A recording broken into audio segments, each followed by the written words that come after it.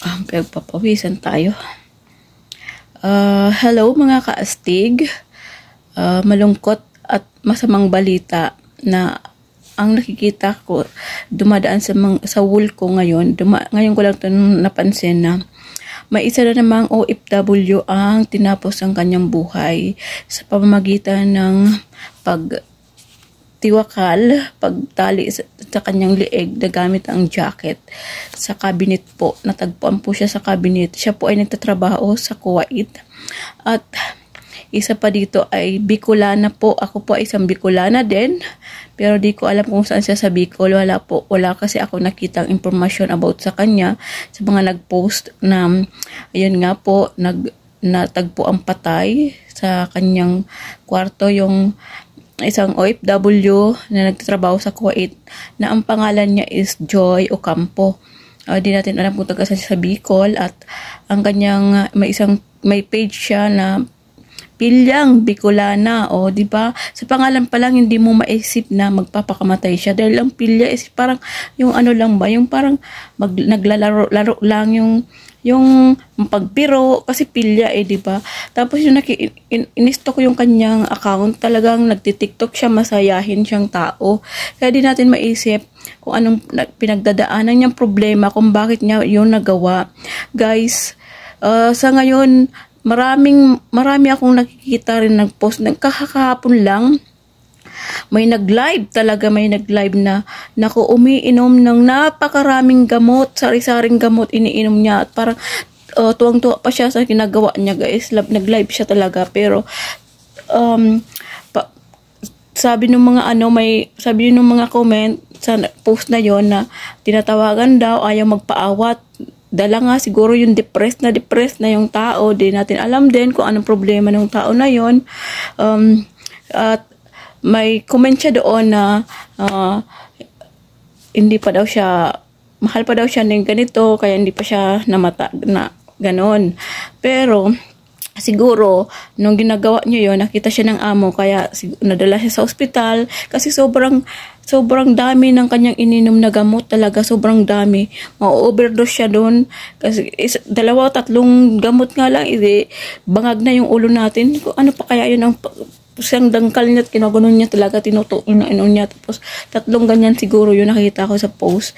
Saka siguro yung makikita mo talagang di mo maisip na gagawin niya yung ganon.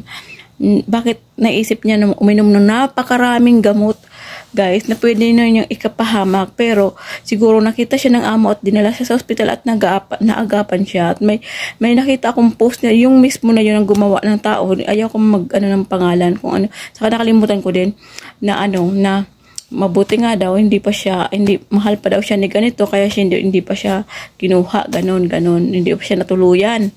Tapos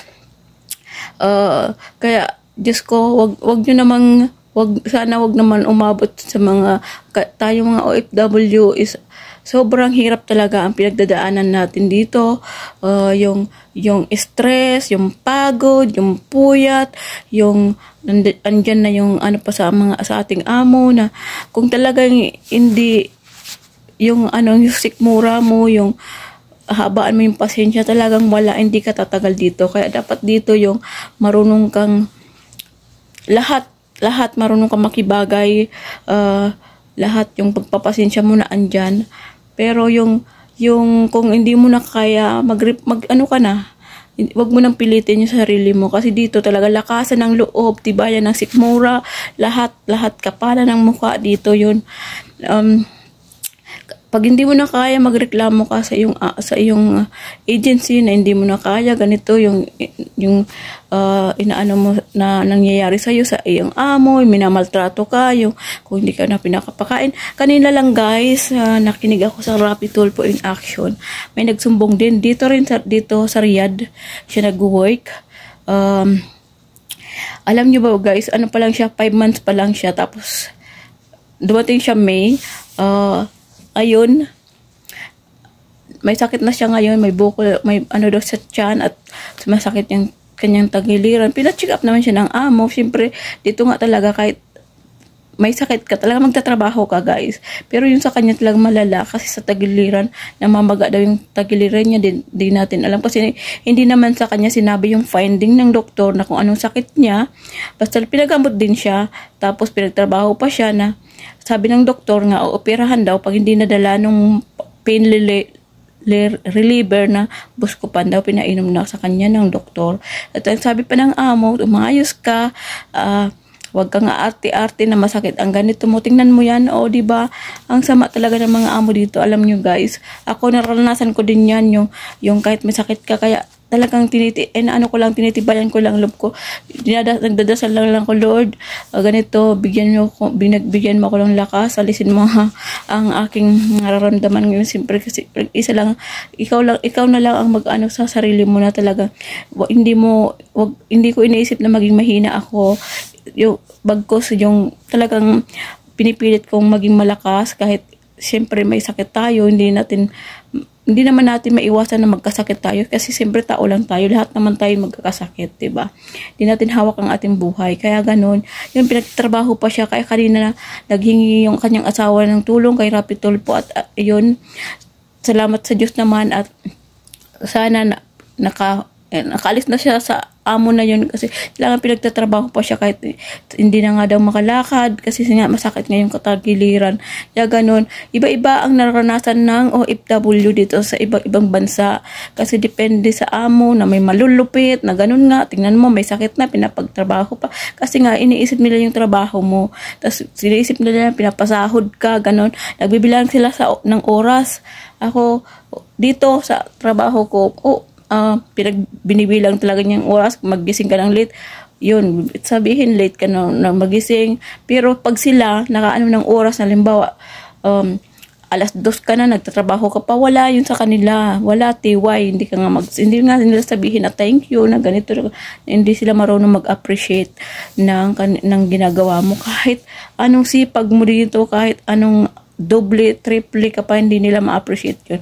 Isang pagkakamali mo lang, na ang tingin sa iyo, yung parang wala ka nang ginawa, hindi ka na nagtatrabaho ng maayos, yung ganito ka na, ganito, yan ang tingin nila sa iyo kasi wala silang pakialam guys, ganon talaga ang mga amo dito. Sa kanila iniisip, lalo yung mga among ang kikitid, ang ganito yung pag-iisip na alam mo kasi siyempre sila iba yung kultura nila, yun ang kanilang mindset ba na wala silang inisip yung magtrabaho ka, makikita yun, doon sila natutuwa, yung nakikita ka ugod ka na, ganon sila. Dito naman, baliktad naman dito, yung gusto niya nakikita ka kahit makaupot, lahat na nakaano sa'yo, napupuna nila, kahit maliit man yan, mapupuna nila yan. Tapos sabihin, ganito ka, hindi ka na nagtrabaho, isang ka lang, yung kunting-kunti lang pagkakamali mo, napakalaki na biglang boom, ganon. Kaya dapat dito talaga marunong ka. Ako, sa tulang hindi ako sumasagot sa amo kasi nga ayaw ko ng problema, pero inaano ko na lang, pinapakinggan ko na lang dito, labas dito, yun na lang kasi ayaw ko na lumaki ng gulo pa, yung lumaki. Basta bahala siya, basta sa akin, nagtatrabaho ko lang maayos, ginagawa ko yung gawain ko. Siyempre, minsan, nagkakamali naman tayo kasi siyempre tao lang tayo, hindi naman tayo perfectong tao. Lahat naman tayo nagkakamali. O yun, sa araw-araw na ginawa, sa araw-araw na gawain, siyempre, may pagkakamali naman talaga tayo, yun gano. Yun ang hindi maiiwasan din, guys. Tapos, Diyos ko, ang init. Kaya guys, sana naman, wag naman yung umabot sa punto na kayo na ang tumapos ng buhay nyo. Pumunta tayo dito sa ibang bansa para magtrabaho, para sa ating pamilya. Hindi yung pumunta kayo dito sa ibang bansa para tapusin ang buhay nyo, guys.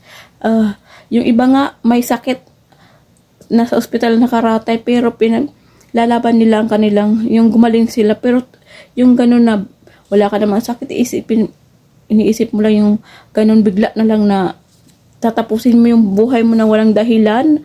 Ganun. Ang lahat na problema ay may solusyon, guys. Lahat na. Yung may mga sakit nga, ginagawa nila ng paraan para sila ay makasurvive, para sila ay gumaling, diba? Ano pa kaya yung problema lang na maliit na bagay na ating inaano sa araw-araw? Lahat tayo may problema, guys. Lahat tayo may pinagdadaanan sa buhay. Ako, di biro. sa totoo lang. Pero ni minsan naisip mo rin talagang bibigay ka na.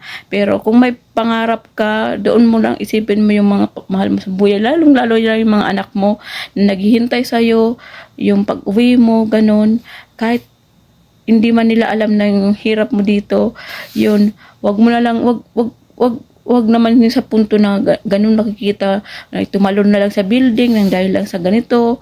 Diba guys?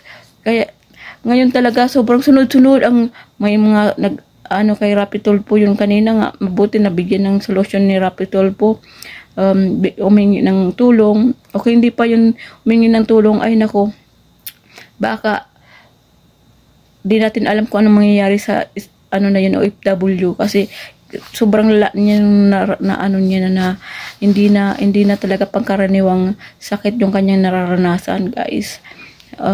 Yun lamang po. Sana po lang ako kasi nakita ko lang talaga yung post na yun. Sobrang nakakagulat ang mga nangyayari sa mga OFW. Sana tibayan natin ang loob natin. Dasal. So, yun lang po ang kasama natin sa araw-araw. At tiwala sa sarili. Huwag pabayaan ang sarili. Maraming salamat.